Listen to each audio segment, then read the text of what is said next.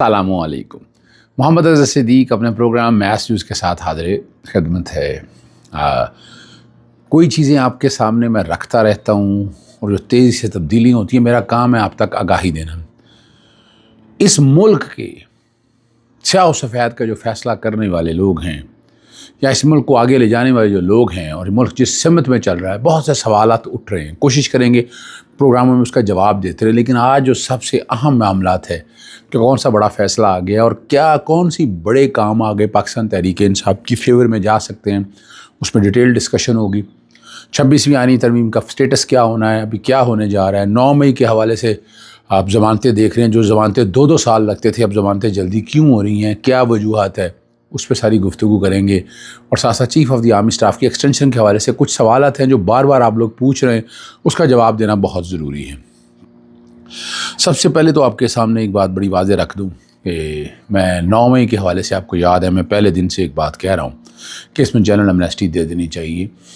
5 جون 2023 کی بات کر رہا ہوں. 9 مئی 2023 میں برطانیہ میں تھا اور لنڈن میں ہائی کمیشن ایون فیلڈ کے سامنے اوورسیز پاکستان نے مظاہرہ کیا تھا، میں وہاں پر موجود تھا. یہ بھی ریکارڈ کی چیزیں موجود ہیں جو تسلسل کو یا چیزوں کو واضح طور پر بتاتی ہیں. اب کیا ہوا، کس نے کیا، آرگنائز تھا، کیا چیزیں تھیں، اتنی کنٹروورسیز ہیں سارے معاملے میں. اور ہم اگر دیکھا جائے کئی لوگ وہاں موجود نہیں ہیں، کئی موجود ہیں، کئی کرمنل کانسپریسی کی بات کی ہے، بہت سے سوالات ایسے اٹھائے ہیں، بہت سی چیزیں ایسی کہی ہیں جن کا تعلق نہیں تھا، یعنی جو چیزیں ثابت کرتی تھیں کہ جناب یہ کیس بنتا نہیں ہے. لیکن الٹیمیٹلی سزائیں بھی دی گئیں اور نااہلیاں بھی ہوئی ہیں، کئی سزائیں بھگت رہے ہیں. اور یہ بنیادی طور پر 2 سیٹ تھے، آپ کو یاد ہونا چاہیے. 26ویں آئینی ترمیم میں جب میں آپ کے سامنے پوزیشن رکھوں گا، کیا نمبر 1 تو ملٹری کورٹوں سے سزائیں دیں گی. نمبر 1 ملٹری کورٹوں سے سزائیں، جس میں حسان نیازی اور حیدر مجید تھا. حیدر مجید آپ کے سامنے سزا بھگت کے آ گیا.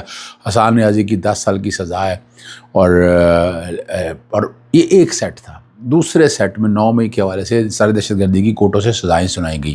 اب وہ سزائیں ٹھہرنے والی نہیں ہیں اپیل کی سٹیج کے اوپر، کسی سٹیج کے اوپر وہ سزائیں تقریباً ساری سیٹ اسائڈ ہو جائیں. چند ہوں گی جو موقع پہ موجود تھے یا جن کے پاس اوور ویلمنگ ایویڈنس موجود ہوگی، لیکن مشکل نظر آتا ہے مجھے کہ یہ زیادہ دیر آ سکے. اسی لیے بار بار میں امنیسٹی کی بات کرتا ہوں. اب کیوں جوڑنے کے کیوں ایسی حوالے ہیں کہ جب ملٹری کورٹوں سے سزائیں ہوئی، سزائیں ہونے کے بعد آپ کو پتہ ہے ملٹری کورٹوں کے کانٹیکس کے حوالے سے ہماری سپریم کورٹ نے جو ہے بڑا وضاحت کے ساتھ بتا دیا چیزیں. جیسے عمرت بندیال صاحب تھے کہ یہ ہو نہیں سکتی، سیول کا ٹرائل نہیں ہو سکتا ملٹری کورٹوں کے حوالے سے.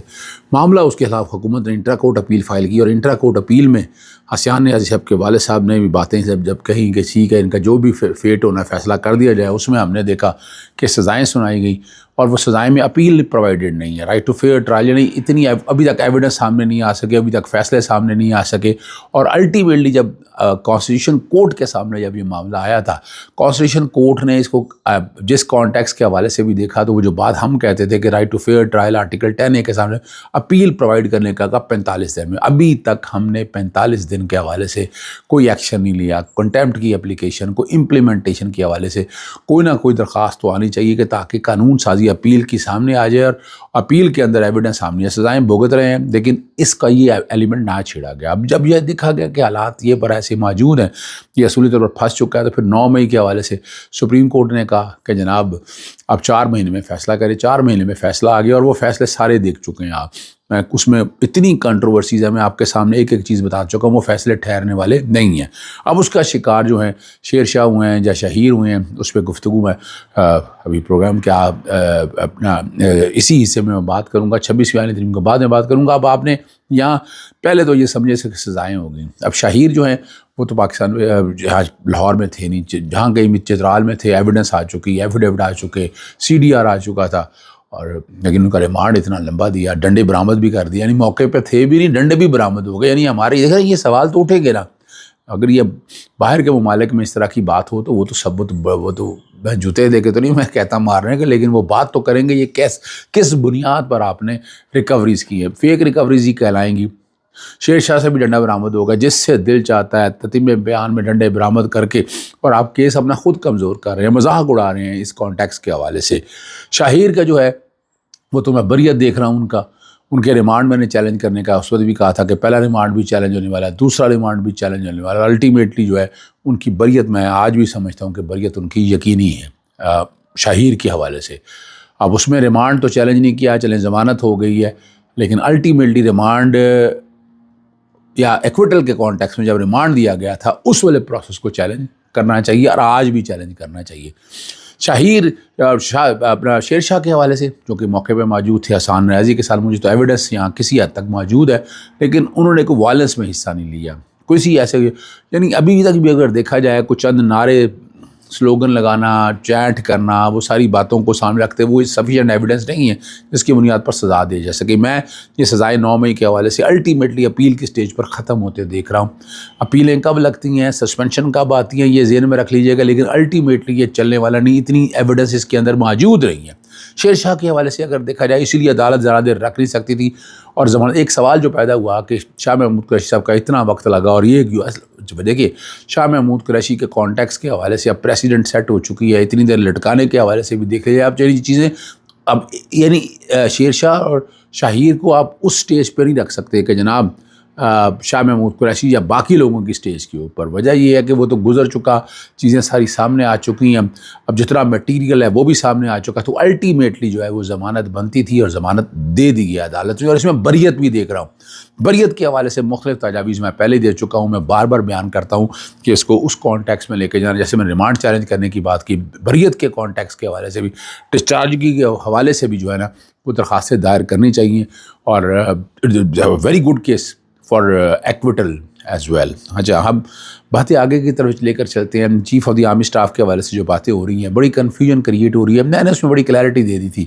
کہ یہ وہ حالات نہیں ہے، وہ دور نہیں ہے۔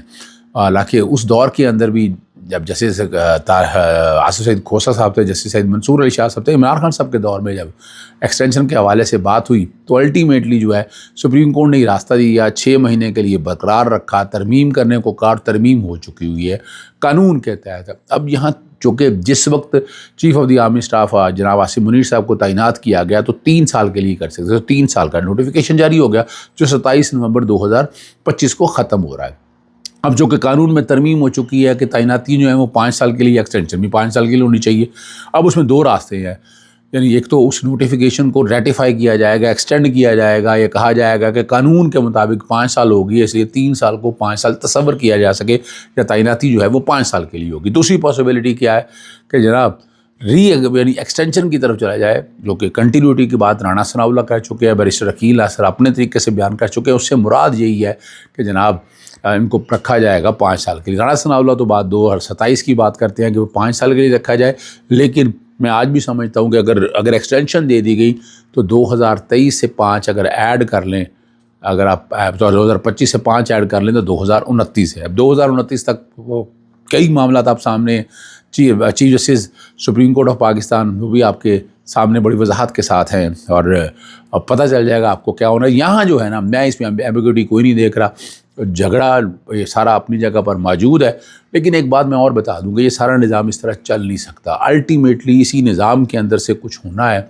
اور یہ جو لوٹ مار چل رہی ہے، زیادتیاں چل رہی ہیں، جو حکومت جس طرح سے نظام کو چلا رہی ہے، اس کی بھی جواب دہی کسی وقت ہونی ہے۔ کہا یہی جا رہا ہے، ہو نہیں رہی، یعنی 3.5 سال کے اندر اتنی کھلی چھوٹ شاید تاریخ میں اتنی کھلی چھوٹ نہیں ملی جتنی آج کھلی، اسی لیے لوگ انگلیاں اٹھا رہے ہیں اور بات کر رہے ہیں۔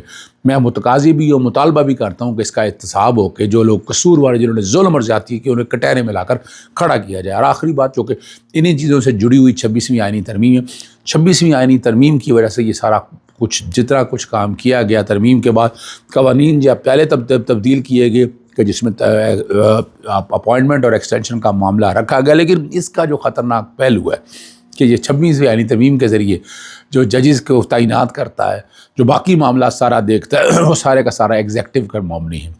اسلام آباد ہائی کورٹ کے ججز نے یہی پوائنٹ آؤٹ کیا کہ ایگزیکٹو سارے معاملے کو کنٹرول کر رہی ہے، اور جوڈیشل کمیشن کے جب ججز تعینات ہوتے ہیں ان میں کسی کو پتہ ہی کوئی نہیں ہوتا کہ کون ہے کون نہیں ہے۔ اور وہی بات جس طرح رولز کے حوالے سے بات کی گئی ہے اپنا اسلام آباد ہائی کورٹ کے کانٹیکس کے حوالے سے، کہ جناب وہ چیف جسٹس کو پتہ ہے، جب پوچھا گیا، جب سوال پوچھے گئے جسٹس خانم حسین سومرو سے، جسٹس باقی اپنا ارباب طاہر صاحب سے، تو انہوں نے بھی یہ اپنا جس طرح جواب دیا وہ سامنے ہے نا۔ تو الٹیمیٹلی جو بات ہے کہ 27ویں آئینی ترمیم کے جو خطرناک پہلو ہیں وہ یہ ہیں، اسی پہلے دن سے یہ بات کر رہے ہیں، جب میں نے بھی چیلنج کیا تھا اور جب میں نے بھی اس چیز کو سامنے رکھ کر کیا تھا اور ساری چیزیں سامنے لے کر آئے تھے، تو یہی بات کی تھی ہم نے بھی کہ جناب 27ویں آئینی ترمیم کا پہلے فیصلہ کیا جائے، اس کے بعد باقی فیصلے کیا، کہ 3 فیصلے آپ کے سامنے آ چکے ہیں۔ ملٹری کوڈ والا فیصلہ آ چکا ہوا ہے اور سینیورٹی کے حوالے سے فیصلہ آ چکا ہے، مخصوص نشستوں کا فیصلہ آ چکا ہے۔ اگر یہ کام ہوتا، اگر اس کانٹیکسٹ میں اگر یہ کام ہوتا تو اس کا الٹیمیٹلی ایڈوانٹیج یہ ہونا تھا۔ آج بھی اب پاکستان تحریک انصاف کی طرف سے تو کوئی جلدی کیس فکس کرنے کی درخواست نہیں آئی، میں نے بھی فائل کی ہے، میں بھی نہیں کر سکا، جو سچی بات ہے، لیکن اس کو کرنا چاہیے تھا۔ 3 ہفتے کا کہا گیا تھا، آج کتنا وقت گزر چکا ہے، وہ نہیں لگا رہے ہیں۔ اب 26ویں آئینی ترمیم کا فل کورٹ کے سامنے لگائیں اور فیصلہ فل کورٹ کے سامنے لگانا نہیں ہے، یعنی میں کئی باتیں ایسے کرتا ہوں، جو کچھ حالات سارے دیکھ رہے ہیں، چیف جسٹس آف پاکستان جو ہے وہ خاموشی سے خاموش بیٹھے ہیں اور کوئی بھی نہیں، یعنی اس پہ کوئی جواب دینا کیوں نہیں لگایا گیا، کیوں نہیں لگایا گیا فل کورٹ کے سامنے؟ فل کورٹ کے سامنے لگائیں تاکہ الٹیمیٹلی اس کا نتیجہ نکل سکے۔ اور یہ میں بتا دوں آپ کو، آئین اور قانون کے مطابق میرٹ پہ سنا گیا تو 26ویں آئینی ترمیم ختم ہو جائے گی اور اس کے تحت جو کچھ کام ہوئے، لیکن پروٹیکشن دینے والے بہت بیٹھے ہیں، ریزننگ بہت ہیں، بہت ایڈوانٹیجز یا ڈس ایڈوانٹیجز اپنی جگہ پر موجود ہیں، لیکن یاد رکھیے گا 26ویں آئینی ترمیم نے نہیں رہنا، حالات بہتری کی طرف جانے ہیں۔ حالات کب بہتر ہوں گے یہ پھر بات ہوگی۔ اجازت چاہتا ہوں، السلام علیکم، اللہ حافظ، پاکستان زندہ باد۔